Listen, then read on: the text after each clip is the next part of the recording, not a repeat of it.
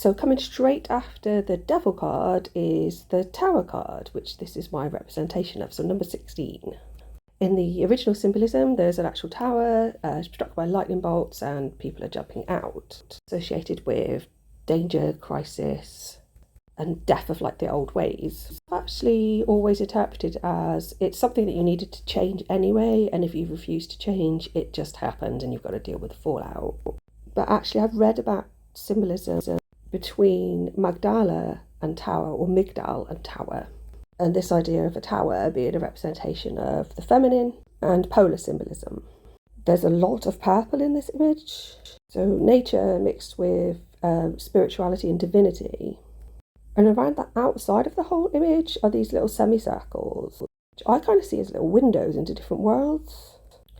The main image in the centre is this being. The shape of it reminds me of those Russian dolls. They've got long hair and their mouth is wide open. And then in their stomach area is what looks like a portal, so I guess that might symbolise where the womb would be, beneath which is what looks like a window or a gateway, which would be where the vagina would be, to the right of which is an E, I think, and then I'm not sure what that is to the left. Looks like a seat or a step, which I've actually associated with Isis. But over to the right of that is what looks like some sort of dinosaur, or perhaps a jackal. You can see closer some of those little windows, so in each one there's either a symbol or some dots or something.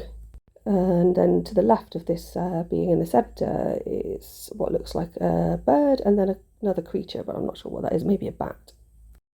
So you can see that dinosaur type creature a bit better now. Its knees are sort of curved up into its body, which I'm sure I've seen symbolism of before, and it's got that sort of Nemes type Egyptian headdress on.